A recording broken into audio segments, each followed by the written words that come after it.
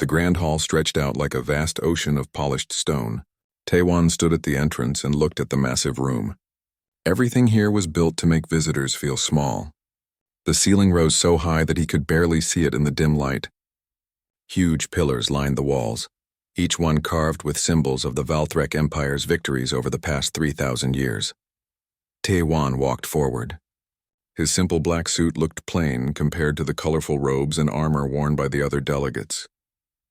Representatives from 43 different star nations filled the room. Some had scales, some had fur, and some seemed to be made of light itself. They all gathered in small groups, talking in low voices. He found his assigned seat near the back. Of course, they put the human representative in the back. Humanity had only learned to travel faster than light 37 years ago. In galactic terms, they were babies. The older civilizations looked down on them. Taewon sat down and pulled out his datapad. He reviewed his notes one more time. Today's meeting would decide the trade routes through the Kepler Nebula. These routes were important for humanity's growing trade network. The Empire wanted to charge heavy taxes for using the routes. Very heavy taxes. A deep sound filled the hall. It was like thunder rolling across mountains. Everyone stopped talking. The massive doors at the front of the room opened. Supreme Legate Morthax entered. Morthax was 12 feet tall. His body was covered in dark purple scales that seemed to absorb light. 4 arms hung at his sides, each one ending in claws that could tear through steel. His face was long and narrow, with 3 eyes arranged in a triangle. When he walked, the floor seemed to shake. But the most dangerous thing about Morthax wasn't his size or his claws. It was the smell. The Valthrek produced special chemicals from their skin. These chemicals made other species feel afraid.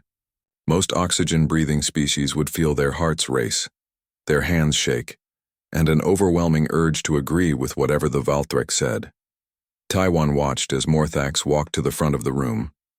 Around him, other delegates shifted in their seats. Some looked down at the floor. Others gripped the arms of their chairs. The Rhysalian delegate, a bird-like creature with bright blue feathers, was breathing very fast. Taewon felt nothing special. He noticed a faint smell like old flowers mixed with metal. That was all. His heart beat at its normal pace. His hands were steady. This was interesting, he thought. His xenobiology training had mentioned that humans might not respond to Valthrek pheromones, but he hadn't been sure until now. Morthax began to speak. His voice was deep and powerful.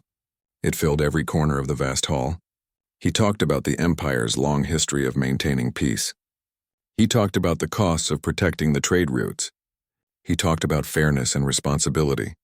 Then he announced the new tax rate, 70%. Any ship using the Kepler routes would pay 70% of their cargo's value to the Empire. Taewon did the math in his head. At that rate, trade through the Kepler Nebula would become impossible for most species. Only the wealthiest worlds could afford it. Humanity's 3 small trade ships would have to find other routes, adding months to their journeys. Morthax looked around the room. His 3 eyes moved from delegate to delegate. When his gaze passed over someone, that person would nod or make a small gesture of agreement. The Valthrek could sense biochemical responses. They could tell when someone submitted to their will. One by one, the delegates accepted the new tax. The Rhysalian delegate chirped softly, a sound that meant yes in their language. The crystalline luminari dimmed their glow in agreement. The insectoid Vrex clicked their mandibles together. Then Morthax's eyes fixed on Taewon. The Supreme Legate stared at the human for a long moment. Taewon looked back calmly. He had spent 20 years as a trade lawyer on Earth. He had faced angry corporate executives, hostile judges, and rooms full of people who wanted to destroy his case. A large purple alien didn't scare him. Ambassador Taewon of Earth, Morthax said. His voice carried a hint of something. Maybe impatience. Maybe curiosity. Does humanity accept these terms? Taewon stood up. He was only 5 feet 8 inches tall. Next to Morthax, he looked like a child. But he didn't feel small. He felt calm. No, Taewon said. The word hung in the air. Around the room, delegates turned to stare. Some looked shocked. Others looked horrified. The Rhysalian delegate made a choking sound. Morthax's scales seemed to darken. He took a step toward Taewon. The smell of his pheromones grew stronger. Other delegates nearby leaned away, their faces showing fear. Taewon remained standing. He looked down at his datapad and scrolled through a document. The proposed tax rate violates 3 separate agreements, Taewon said. His voice was level and professional. First, the Treaty of Galactic Commerce, Section 4, Paragraph 12, which limits trade taxes to 30% for shared routes. Second, the Kepler Accords of 2847, which established fair pricing for nebula passage. Third, the Empire's own Charter of Trade, written by Valthric lawmakers 200 years ago. He looked up from his datapad. I have copies of all 3 documents here, with the relevant sections highlighted. Would you like me to send them to you?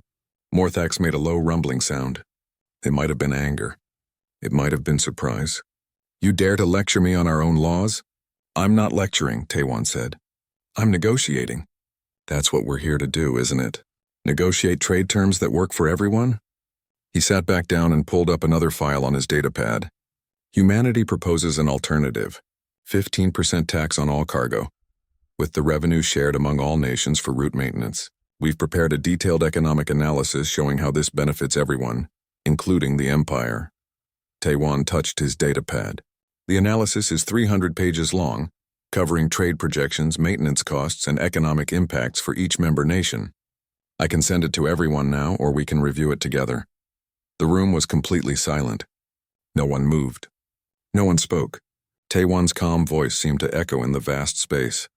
Morthax stared at the human. His 3 eyes narrowed. You refuse the Empire's terms? I refuse unfair terms, Taewon corrected gently. There's a difference. I'm happy to accept fair terms. That's why I'm offering an alternative that follows the treaties we all signed. For a long moment, nothing happened. Then Morthax turned away from Taewon. This session is concluded, he announced. We will reconvene in 3 days. The Supreme Legate walked out of the hall. His massive form disappeared through the doors. As soon as he was gone, the room erupted in whispered conversations. Taewon gathered his things. He noticed other delegates looking at him. Some looked curious. Some looked afraid. The Rissalian delegate hurried over to him. Are you insane? The bird-like alien whispered. His feathers were puffed up in distress. Do you know what you just did? The Empire doesn't accept refusal. They have the largest fleet in the galaxy. They could destroy your homeworld. Taewon smiled. It was a tired smile. They could, he agreed. But they won't. Because if they destroy Earth for following their own treaties, what does that tell everyone else? It tells them the treaties mean nothing. And if treaties mean nothing, the Empire has no legitimate authority. They'd have to rule by force alone.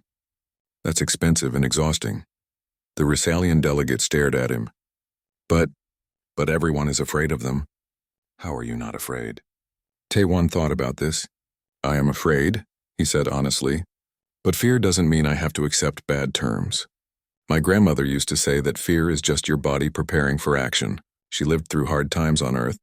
She taught me that being afraid and being weak are 2 different things. He picked up his datapad. Besides, I wasn't lying. 70% really does violate their own laws. They know it, I know it. Now everyone knows it. That changes things. Taewon walked toward the exit. As he left, he didn't see the way other delegates watched him go. He didn't see them looking at each other with new expressions on their alien faces. For the first time in living memory, someone had said no to the Valthric Empire. And nothing terrible had happened. Not yet, anyway. In his private chambers, Morthax sat in darkness. He called for his intelligence chief. When she arrived, he gave her a simple order. Find out everything about humans, he said. Everything. I want to know why that creature didn't submit. I want to know their weaknesses. I want to know how to break them. The intelligence chief bowed and left. She didn't know it yet, but what she would discover would terrify her more than any military threat, because humanity's strength wasn't what they had. It was what they lacked. Kellamora had been the Valthric intelligence chief for 40 years. She had analyzed thousands of species.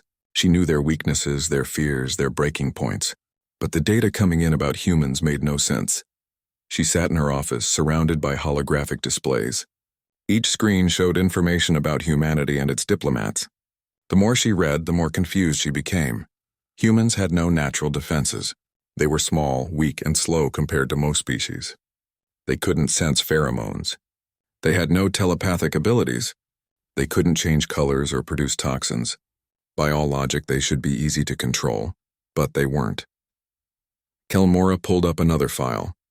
This one was about Ambassador Dayun. 6 months ago, Daun had negotiated with the Vrex at the Helios Consortium. The Vrex were an insect-like species that liked to use numbers to overwhelm opponents. They sent 40 negotiators to face one human. The meeting lasted 8 hours. The Vrex talked constantly, all 40 of them at once. They created a wall of noise and movement designed to confuse and exhaust. Most species would surrender just to make it stop. Dayun had simply sat there. She brought a book. While the Vrex talked and buzzed and gestured, she read her book. When they finally stopped exhausted, she looked up and said, "Are you finished? Good. Here's what I propose." Her proposal was fair and well-researched. The Vrex, too tired to continue their performance, had agreed. They later told other species that the human had weighted them to death. Kelmora moved to another file. Envoy Ho-Jin at the Crystalline Courts. The Luminari were beings of pure energy who communicated through light patterns. They could create displays so bright and hypnotic that most species couldn't think clearly while watching them. Ho-Jin had shown up wearing dark glasses. Simple polarized lenses, a common human invention. The Luminari's light show couldn't affect him. When they increased their brightness, he politely asked them to turn down the disco effect, because the glare was making it hard to read his documents. The Luminari had been so surprised that they actually dimmed their lights. The negotiation proceeded based on facts rather than hypnotic influence. Again, the human got favorable terms. Then there was Delegate Byung-ho at the Telepathic Summit. 5 different psychic species had gathered to discuss mineral rights. They coordinated their thoughts, presenting a unified mental front that could overwhelm any single negotiator's will. Byung-ho couldn't hear their thoughts at all. Humans lacked the brain structures for telepathy. When the psychic species tried to influence him, nothing happened. He smiled and asked them to speak out loud so he could understand them properly. Forced to use verbal communication, the telepathic species found themselves disagreeing with each other. Their unity broke apart. Byung-ho helped them find a compromise that actually satisfied everyone. The telepaths later admitted they had never negotiated so honestly before. Kelmora leaned back in her chair. A pattern was emerging. Everywhere humans appeared in diplomatic settings, the old methods stopped working. Not because humans were strong, but because they were immune to the tricks everyone else used. She started writing her report for the Imperial Council. The words came slowly. What she had to tell them would not be welcome news. Humans are not superior negotiators, she wrote. They are simply immune to every form of diplomatic coercion we have developed over 3,000 years. She continued typing. They cannot be intimidated by size because their evolution as prey animals made them face predators much larger than themselves. They cannot be influenced by pheromones because they cannot smell them properly. They cannot be swayed by psychic pressure because they have no telepathic organs. They cannot be overwhelmed by numbers because they evolved in large social groups and learned to tune out noise. The most disturbing part came next. Most dangerous of all, they have extreme patience. Humans evolved as persistence hunters. On their homeworld, they would chase prey for days until the animal collapsed from exhaustion. This same trait appears in their diplomacy. They will outlast any opponent simply because they don't recognize when they're supposed to give up. Kelmora paused. She had to add the most troubling discovery. Other species are beginning to notice. When human diplomats are present, other delegates feel emboldened to speak up. The humans aren't leading rebellions. They're simply demonstrating that our intimidation methods can be resisted. They're showing everyone that the Emperor has no clothes. She sent the report to the Imperial Council and waited. The response came within an hour. They wanted to see her immediately. The council chamber was dark and cold. 7 high-ranking Valthrek sat in a semicircle. Morthax was there, his scales darker than ever. He did not look happy. "Explain this," demanded Council Leader Vortek.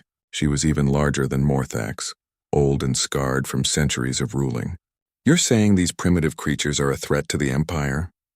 "Not a military threat," Kelmora said carefully. "A different kind of threat. They're dismantling the foundation of our diplomatic power, not through force but through simple immunity." "Impossible," another council member said. "We have ruled for 3 millennia. One weak species cannot undo that." "They already are," Kelmora replied. She pulled up holographic displays. "Look at the data. In every negotiation where humans are present, outcomes favor fairness over dominance. Other species are noticing. They're starting to question why they accept our terms so easily." The display showed graphs and statistics, trade agreements, treaty negotiations, resource allocations. Everywhere humans appeared, the pattern shifted. The Empire still got fair terms, but not dominant terms. Not overwhelming terms. This is because of one species? Vortek asked. One small species that barely has a handful of ships? Yes, Kilmora said. Because they keep asking questions. Why is the tax rate so high? Why can't we see the cost breakdown? Why does this treaty favor one side so heavily? They ask these questions calmly without fear. And suddenly other species are wondering the same things. Morthax finally spoke. His voice was like grinding stones. Then we eliminate them. Remove the humans from diplomatic settings. Ban them from negotiations. That would be worse, Kilmora said. Humans have defensive treaties with 17 other species now. If we ban them or attack them, we prove their point. We show that we only rule through fear and force, not through legitimate authority. Other species will see that clearly. The council sat in silence. They had spent 3,000 years building a system where no one questioned their authority. Now one species threatened to unravel it all, not through rebellion, but through simple questions. Vortek's eyes narrowed. Then we need a different approach. We cannot ban them. We cannot intimidate them. So we will trap them. Trap them how? Asked another council member. Vortek leaned forward. We will create new diplomatic protocols, standards that appear fair and universal but specifically neutralize human advantages. We'll require biocompatibility adjustments that will make them vulnerable to our pheromones. We'll limit their technology. We'll impose time constraints that eliminate their patience advantage. And we'll make it all seem like we're just promoting efficiency and fairness. She smiled, showing rows of sharp teeth. We'll hold a grand assembly. We'll invite all member species. And we'll make the humans agree to their own neutralization, or mark themselves as troublemakers who refuse reasonable standards. The other council members nodded. It was a good plan. Clever. The humans would either accept the new rules and lose their immunity, or refuse and isolate themselves politically. Kilmora said nothing. She had a bad feeling about this plan.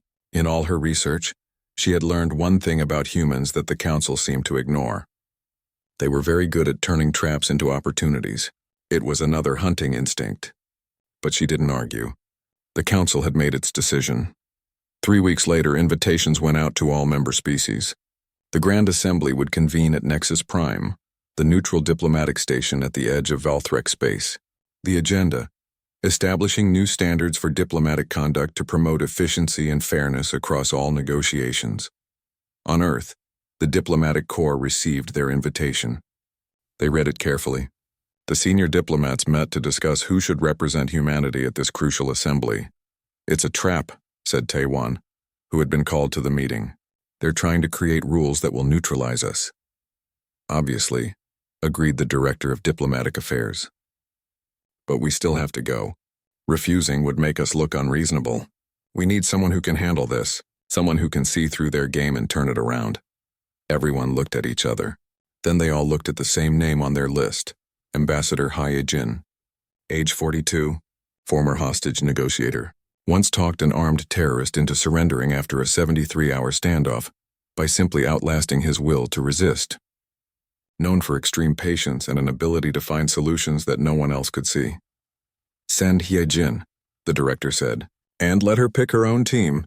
If anyone can handle this, she can. The message went out to Ambassador Hae-jin. When she read it, she smiled. She had been waiting for something like this. The Empire was finally showing its fear. And fear, she knew, led to mistakes. She just had to be patient enough to wait for them. Nexus Prime floated in the darkness between stars. The massive station was neutral territory, maintained by all the major powers. Its Grand Assembly Hall could hold representatives from 100 different worlds. Ambassador Hae-jin arrived 3 days early. She brought a small team. Min-suk was a human anthropologist who had studied galactic cultures for 15 years. Kyung-suk was a xenopsychologist who understood how different species thought and communicated. Dong-wook was a documentary filmmaker who carried cameras to record everything. Why a filmmaker? Min-seok asked as they walked through the station corridors. This is a diplomatic assembly, not a nature show. Hae-jin smiled. Exactly why we need him. The Empire is planning something. They want to create rules that will neutralize our advantages. But if Dong-wook records everything and broadcasts it live, they can't use their usual intimidation tactics. Bullies don't like witnesses. Kyung-suk nodded slowly. You're turning their trap into a spotlight. Exactly, Hee-jin said. The Empire has ruled through fear and secrecy. Transparency is our best weapon. When everyone can see what's really happening, the old tricks stop working. They reach their assigned quarters. Hee-jin spent the next 3 days preparing. She reviewed every proposed rule change. She studied the language carefully, looking for hidden traps. There were many. The mandatory biocompatibility screenings would require all diplomats to undergo chemical treatments. These treatments would make humans vulnerable to Valthrek pheromones. The limitations on technological augmentation would ban the simple tools humans used, like glasses and recording devices. The time limits would force quick decisions, eliminating the human patient's advantage. It was clever. Every rule appeared reasonable on the surface. Efficiency, fairness, standardization. But the real goal was clear to anyone paying attention. The Grand Assembly opened on schedule. Delegates from 48 star nations filled the massive hall. Hai-jin sat in the human delegation section with her team. Dong-wook set up his cameras openly right on the table in front of them. Supreme Chancellor Vortek entered. She was even more imposing than Morthax. Her scales were silver gray, marked with scars from centuries of battles. She moved with the confidence of someone who had never been challenged. Vortek began her opening speech. She talked about unity and efficiency. She spoke of the need for standardization as the galaxy grew more connected. Her words sounded noble and wise. Then Hye-jin raised her hand. Vortek paused. Delegates didn't usually interrupt the opening speech. Yes, Ambassador Hye-jin. Hye-jin stood. Thank you, Chancellor. I have a question about the proceedings. I notice there's no public access to this assembly. Given that the decisions we make here will affect billions of beings across dozens of worlds, shouldn't they have the right to observe our discussions? Vortek's eyes narrowed slightly. Diplomatic proceedings are traditionally private to allow for frank discussion. I understand, Hye-jin said with a smile. But these aren't just discussions. You're proposing binding standards that will change how diplomacy works across the entire galaxy. That seems like something our citizens should witness. Transparency builds trust, don't you agree? She gestured to Dong-wook and his cameras. We've brought equipment to broadcast these proceedings live to all interested parties. We're happy to share the feed with any delegation that wants to stream to their homeworlds. This is too important for closed doors. A murmur ran through the assembly hall. Several delegates looked at each other. The Rissalian representative spoke up. That is an interesting suggestion. My government would appreciate the ability to observe. As would mine, added a delegate from the crystalline courts. More voices joined in. The idea spread quickly. Once planted, it was hard to argue against without seeming like there was something to hide. Vortek's scales darkened, but she kept her voice calm. If the assembly wishes for transparency, then we shall have it. Any delegation may broadcast these proceedings. Hee-jin sat down. Beside her, Min-seok whispered, That was brilliant. They can't use intimidation tactics now. Everything they do will be seen by billions. That's the idea, Hee-jin whispered back. The Empire's power comes from private meetings where they can be as threatening as they want. Public meetings require them to seem reasonable. The assembly continued. Vortek presented the proposed standards. The mandatory biocompatibility testing, the technology limitations, the time constraints. Each proposal was explained with logical-sounding reasons. When Vortek finished, she opened the floor for discussion. Many delegates nodded agreement. The proposal seemed reasonable. Who could argue against efficiency and standardization? Hye-jin raised her hand again. I have questions about the biocompatibility testing, she said. What exactly would this testing involve? What chemicals would be administered? And most importantly, who decides what is compatible and what isn't? Vortek explained that the testing would make all diplomats more sensitive to biochemical communication. It would create a level playing field. A level playing field, Hee-jin repeated. But isn't the current situation already level? Each species brings their natural abilities to negotiations. Some have telepathy, some have pheromones, some have neither. We all manage to communicate despite these differences. Why change that? She continued before Vortek could respond. And these chemical treatments? Would they be reversible? What are the long-term effects? Has anyone studied what happens when you artificially alter a species' biochemistry? These seem like important questions before we require everyone to undergo such procedures. Several delegates began to look concerned. These were good questions. Questions they should have asked themselves. Ye-Jin moved to the next proposal. Regarding the technology limitations, I noticed this would ban what you call augmentation devices. But my glasses are not augmentation. They simply correct my poor vision. Many species use similar tools to compensate for natural limitations. Are we banning medical devices now? She gestured around the room. The Luminari use frequency modulators to speak in a range we can hear. The Vrex use translation devices because their language is too complex for most species. The telepaths use vocal synthesizers for the same reason. All of these are technologies that help us communicate. Would we ban those too? More murmuring. The delegates were starting to see the problems with these proposals. Finally, Ye-Jin addressed the time limits. I understand the desire for efficiency, but good diplomacy takes time. Rushing decisions leads to mistakes. Some of the best agreements in galactic history took months or even years to negotiate properly. Why would we want to eliminate careful deliberation? She sat down. She hadn't argued against the proposals directly. She had simply asked questions. But those questions had exposed the real purpose behind each rule. Vortek tried to answer. She provided explanations and justifications. But now that the questions had been raised, they're no longer nodding in agreement. They were thinking. During the first recess, something unexpected happened. Several delegates approached the human section. They wanted to talk privately. The Rissalian representative, Velketh, spoke for the group. We need to understand something, Ambassador Ye-Jin. Your species has been in space for less than 40 years. You have no telepathy, no pheromones, no natural defenses. You're weak by galactic standards. And yet you keep winning negotiations. How? Ye-Jin looked at the assembled delegates. They were genuinely curious. She decided to be honest. We don't think of it as winning, she said. But I'll explain. For most of human history, we were prey animals. Small, weak, no claws or venom. We survived by being stubborn.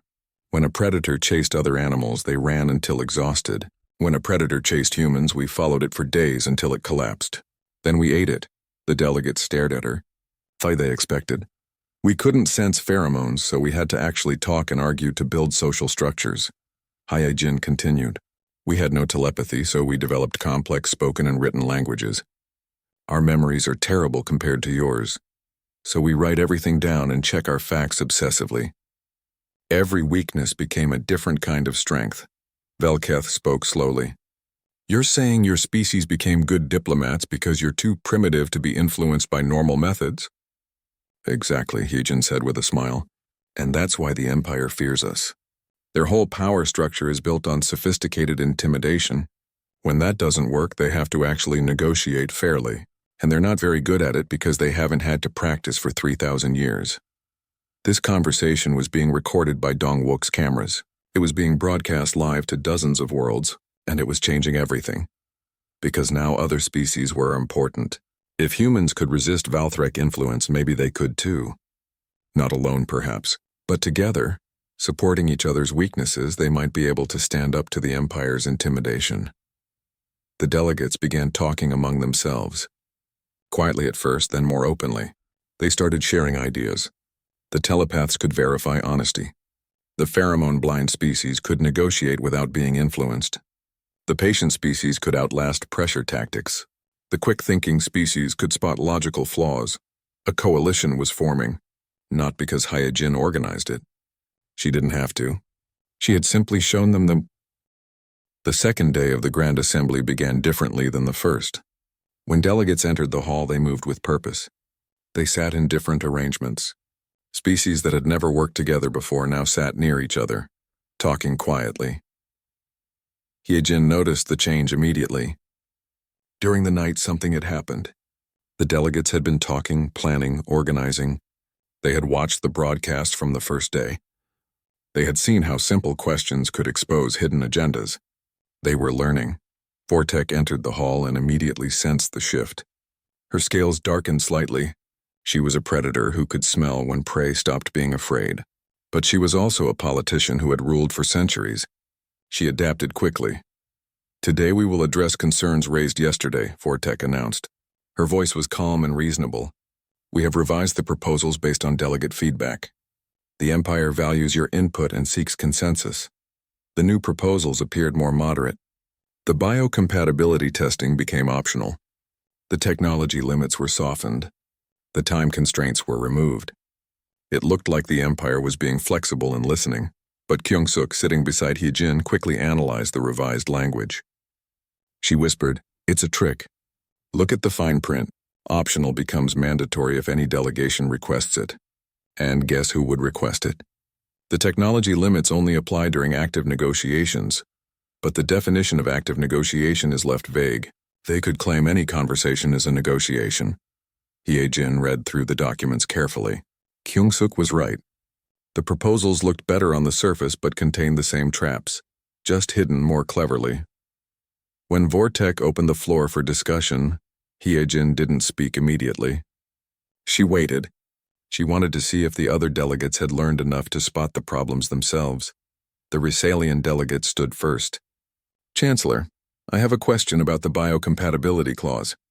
You say it's optional, but paragraph 7 states that any single delegation can trigger mandatory compliance for all parties in a negotiation. That seems like optional in name only." Hee-jin felt a surge of satisfaction. They were learning to read the fine print. A delegate from the Crystalline Court spoke next. "And regarding the technology limitations during active negotiations, who defines what qualifies as an active negotiation? The language is unclear. Could a casual conversation over dinner be classified as negotiation if important topics are discussed?" More delegates raised questions. Each one had found a hidden trap in the new proposals. They were working together now, sharing their findings. The telepath spotted logical inconsistencies. The species with strong smell detected Vortek's pheromone output increasing with stress. The long-lived species compared these proposals to historical precedents and found troubling patterns. Vortek tried to maintain control. She answered each question, but her answers only raised more questions. The delegates were not aggressive or hostile. They were simply persistent. They kept asking why, how, who decides, what happens if. It was a very human style of negotiation, patient, thorough, based on details rather than dominance. The other species were learning it surprisingly quickly. During another recess, delegates gathered in informal groups. The human section became a gathering point. Species that had barely spoken to each other were now comparing notes and sharing strategies. Velketh approached Hee-jin again. "This is remarkable. We're actually working together against the Empire. I never thought I would see this day, but I worry. When this assembly ends, the Empire still has the largest fleet. They still control major trade routes. What stops them from simply enforcing their will through military pressure?" "Numbers," Hee-jin said simply. "The Empire is strong, but not strong enough to fight everyone at once. Right now you're all divided. You submit individually, but if you stand together, support each other, the math changes. The Empire can't occupy 50 worlds simultaneously. They can't fight 17 different fleets at the same time." She paused, then added, "But it won't come to war. The Empire doesn't want war. War is expensive and unpredictable. They prefer psychological dominance because it's cheaper and more reliable. Once that stops working, they'll have to actually negotiate. And negotiation means compromise." A telepathic delegate, one of the Mindweavers, joined the conversation. She communicated through a device that translated her thoughts to speech. "Ambassador Hee-jin, I have sensed something unusual. Your species evolved without telepathy. Has this changed how you think about truth and deception?" Hee-jin considered the question. "I suppose it has. You can read minds so you know immediately if someone is lying. That's efficient but maybe limiting. Humans had to develop other ways to verify truth. We check facts, we compare sources, we look for evidence. We assume people might be wrong or lying, so we build systems to catch errors." The Mindweaver's device hummed with her thoughts. "This is why you keep detailed records and demand written agreements. You don't trust memory or intention alone. You want proof." "Exactly," Hee-jin said. "And that habit protects us from manipulation. The Empire relies on the moment of intimidation, but we want to see everything in writing, review it carefully, check it against other documents. The moment passes, but the details remain." Min Seok, who had been listening, added, "It's also why we're so stubborn about procedure and rules. When you can't trust your instincts or sense what others are feeling, you need clear guidelines. The Empire sees this as weakness. We think of it as protection." The Mindweaver looked at the gathering of delegates. "I understand now. You're teaching us to be deaf, blind, and insensitive. Hyejin laughed. That's one way to put it. We're teaching you to ignore the intimidation and focus on the substance, to work around your vulnerabilities instead of being controlled by them. During this conversation, more delegates joined. They listened and learned. They shared their own insights about how their species' unique traits could resist different types of manipulation. A coalition was truly forming now, built not on military alliance but on mutual support against psychological dominance. When the assembly reconvened, Vortek could see what was happening. Her species had ruled through fear for 3,000 years. She recognized the signs of that fear fading. She tried one more approach. She increased her pheromone output to maximum intensity. The chemical fog filled the room. Most species would feel overwhelming pressure to submit, but something had changed. The Rhysalians had borrowed human-designed air filters that reduced pheromone impact. The crystalline species had dimmed their usually overwhelming light patterns in solidarity. The telepaths had agreed to limit their mental influence. Each species was protecting the others from the types of pressure they were vulnerable to. Vortek's intimidation attempt failed publicly.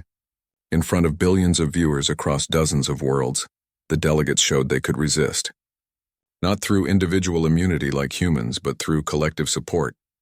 Hyejin stood up. Her voice was calm and respectful.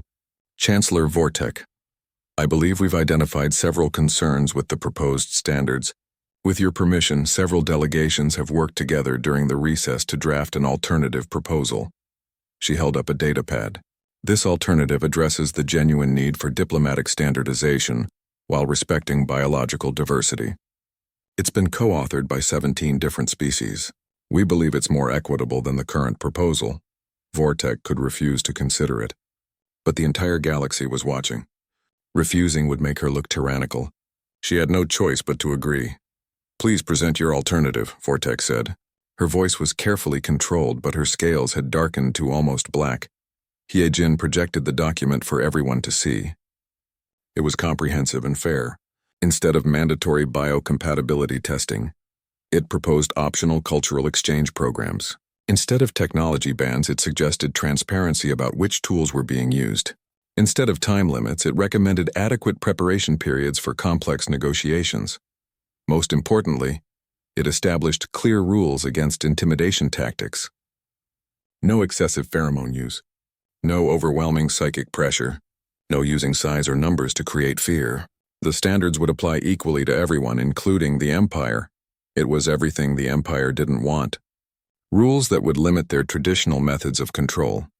Standards that would force them to negotiate on equal terms. Vortek read through the proposal. She looked for weaknesses, loopholes, anything she could exploit. But the document was well written. The 17 species who had worked on it included legal experts, economists, and experienced diplomats. They had learned from human thoroughness. This proposal changes fundamental aspects of how galactic diplomacy has always functioned, Vortek said. Yes, Hyejin agreed. It does. It changes diplomacy from a system based on intimidation to one based on actual negotiation. Isn't that what we should want? Vortek looked around the room. She could see the determination in the delegates' faces. They weren't being manipulated by the humans. They were making their own choice, finally free from the fear that had controlled them for so long. We will vote on both proposals, Vortek announced. The Empire's original proposal and this alternative. Let the Assembly decide. The vote was not close. The Empire's proposal received 5 votes, all from species that were completely dependent on Valthrek protection. The alternative proposal received 38 votes. For the first time in 3,000 years, the Valthrek Empire had been outvoted. Not through military force or rebellion, but through legitimate democratic process. The old rules were changing. Vortek accepted the result with visible difficulty. The alternative proposal is adopted. This assembly is concluded. As delegates filed out of the hall, many stopped to speak with the human delegation.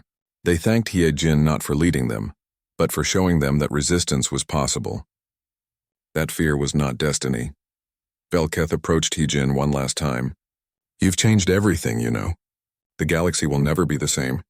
Hyejin smiled. We just asked questions. You all chose to find your own answers. That's the important part. Change came from you, not from us. She looked across the emptying hall at Vortek, who was leaving with her advisors.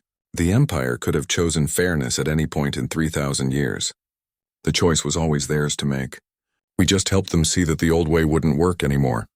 Velketh nodded slowly. And now they have to learn how to rule through consensus instead of fear. That will be difficult for them. Learning is always difficult, Yijin agreed, but necessary. For all of us. The galaxy had changed in small but important ways. The Valthric Empire still existed. Their fleet was still the largest. They still controlled key trade routes. But the way they ruled had shifted fundamentally.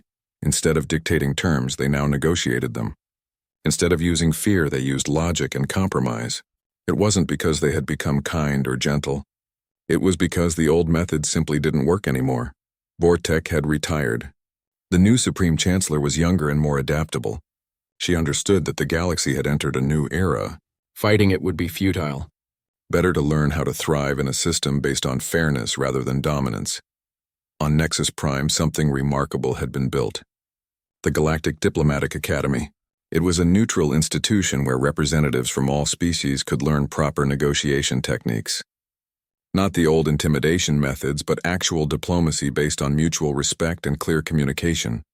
Ambassador Taiwan had been invited to teach there.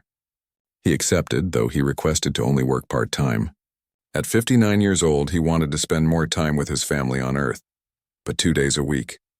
He traveled to Nexus Prime to share what he knew.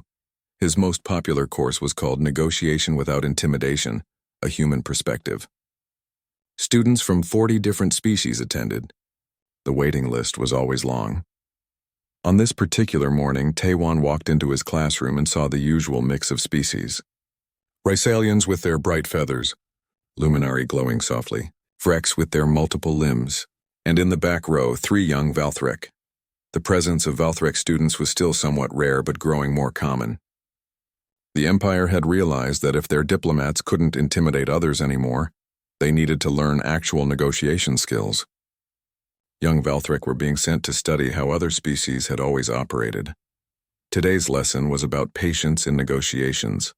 Taiwan began by telling a story from human history. He described how ancient human hunters would follow prey animals for days, sometimes weeks, until the animal was too exhausted to continue. Then the humans would simply walk up and make the kill. This hunting method shaped how humans think about time and effort, Taiwan explained. We learned that persistence often beats immediate force, that outlasting your opponent is a valid strategy, that patience is not weakness but strength. He showed examples of negotiations where waiting had led to better outcomes, where refusing to be rushed had revealed hidden problems, where taking time to review details had prevented bad agreements. The students took notes. They asked questions. They practiced techniques. The learning was happening not just in the formal lessons but in the informal mixing of species. A telepathic student helping a non-telepathic one understand different communication styles. A quick-thinking species teaching a slower one how to spot logical fallacies. After class ended, one of the young Valthrek students approached Taiwan. She was nervous. Her scales shifted through different shades of purple as she gathered courage. Ambassador Taiwan, may I ask you something personal? Of course, Taiwan said. He packed his teaching materials slowly, giving her time. 5 years ago, you said no to Supreme Legate Morthax. Everyone talks about that moment. It changed everything. But I need to know something. When you said no, when you stood there in front of him, were you afraid? Taiwan considered the question carefully. It deserved an honest answer. Terrified, he said. I was absolutely terrified. My heart was beating very fast. My hands wanted to shake. My instincts told me I was in danger. The young Valthrek looked confused. But you didn't show it. You didn't submit, how? Because I'm human, Taiwan said with a slight smile. For my species, fear doesn't make us submit. It makes us more stubborn. When humans feel threatened, we tend to dig in our heels and refuse to move. It's a design flaw from our evolution that accidentally became useful in diplomacy. He sat on the edge of his desk. But here's the important part. Being afraid and being unable to act are two different things. Fear is just information. It tells you that something is important, that you need to pay attention. What you do with that information is your choice. The student thought about this. So humans can be intimidated, but intimidation doesn't control you? Exactly, Taiwan said. We feel the fear, but we can still think clearly. We can still review facts, check documents, and make logical decisions. The emotion doesn't override our reasoning. The young Valthrek looked down. Then the Empire was right to fear humans. Taewon shook his head gently. No, your Empire feared losing control. That's different from fearing humans. We're not your enemy. We never were. He stood and walked to the window.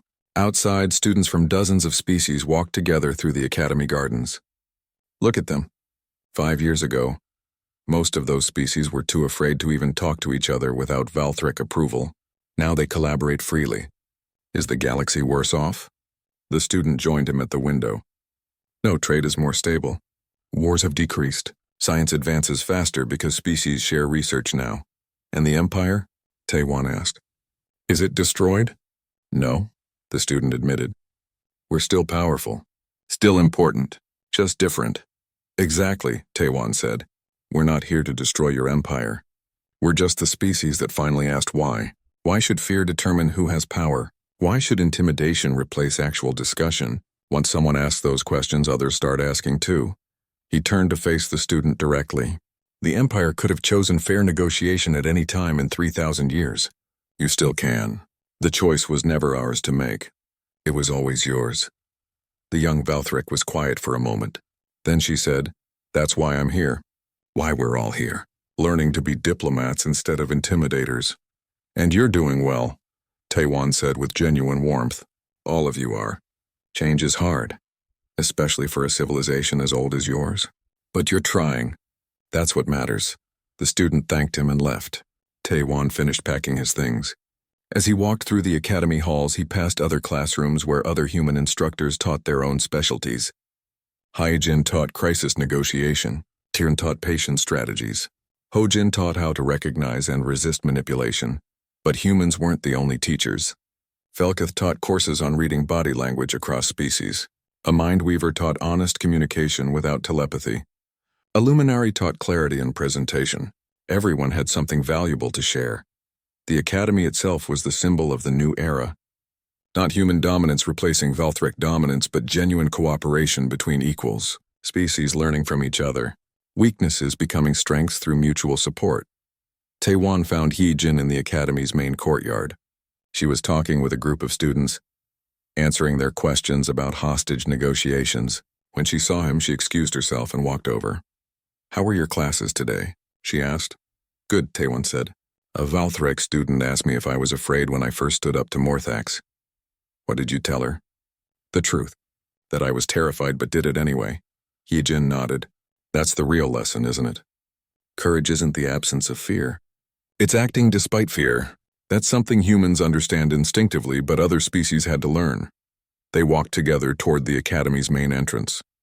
Through the transparent dome overhead, they could see ships arriving and departing. Trade vessels, diplomatic shuttles, student transports. The galaxy in motion. Do you ever wonder what would have happened if humans had been different? Hyejin asked. If we could sense pheromones or read minds like other species? Taewon considered this.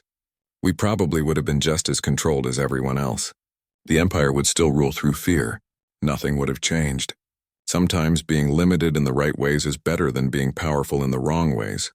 Humanity's greatest strength is our immunity to everyone else's weapons, Hyejin said. But our real gift to the galaxy was showing that those weapons could be resisted at all. That fear wasn't destiny. They reached the main entrance. Taewon's shuttle was waiting to take him back to Earth. Before he left, he turned to look back at the academy one more time.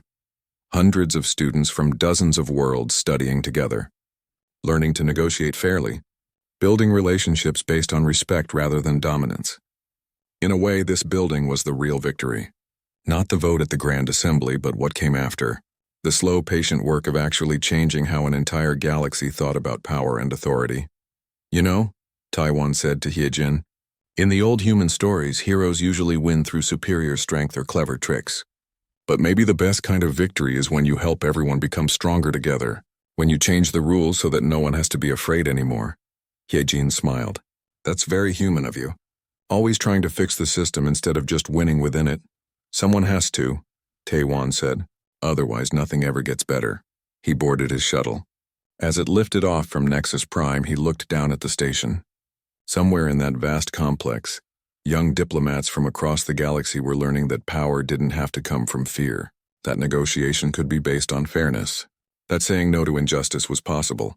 The Empire still existed. It probably always would, but it was no longer absolute. It had to earn its authority through good governance rather than intimidation, and that change started by one. Humanity's greatest strength is our immunity to everyone else's weapons, Hyojin said. But our real gift to the galaxy was showing that those weapons could be resisted at all. That fear wasn't destiny. They reached the main entrance. Taewon's shuttle was waiting to take him back to Earth. Before he left, he turned to look back at the academy one more time. Hundreds of students from dozens of worlds studying together, learning to negotiate fairly, building relationships based on respect rather than dominance. In a way, this building was the real victory. Not the vote at the Grand Assembly, but what came after. The slow, patient work of actually changing how an entire galaxy thought about power and authority. You know, Taewon said to Hyojin, in the old human stories, heroes usually win through superior strength or clever tricks. But maybe the best kind of victory is when you help everyone become stronger together, when you change the rules so that no one has to be afraid anymore. Hyojin smiled. That's very human of you, always trying to fix the system instead of just winning within it. Someone has to, Taewon said. Otherwise, nothing ever gets better. He boarded his shuttle. As it lifted off from Nexus Prime, he looked down at the station. Somewhere in that vast complex, young diplomats from across the galaxy were learning that power didn't have to come from fear. That negotiation could be based on fairness. That saying no to injustice was possible.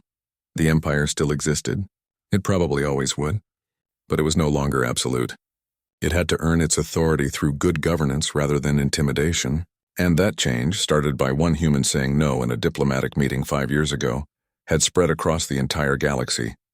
Not because humans were special or superior, but because humans were different in exactly the right way at exactly the right time, because human stubbornness and patience and immunity to intimidation had shown everyone else that resistance was possible. And that was why the Empire had feared the one human in every diplomatic room. Not because humans were conquerors or warriors, but because humans were the species that finally refused to be afraid, and taught others they didn't have to be either. The shuttle jumped to faster-than-light speed, carrying Taewon home. Behind him, the galaxy continued its slow transformation. Not perfect, not instant, but real. The kind of change that lasted because it came from within, not from conquest. And in diplomatic rooms across dozens of worlds, human representatives continued their work. Not through force or manipulation, but through simple persistence, asking questions, checking facts, refusing to be rushed or intimidated, being stubbornly, frustratingly, wonderfully human. The galaxy had learned to fear that, but more importantly, it had learned to respect it. And in the end, respect was so much better than fear.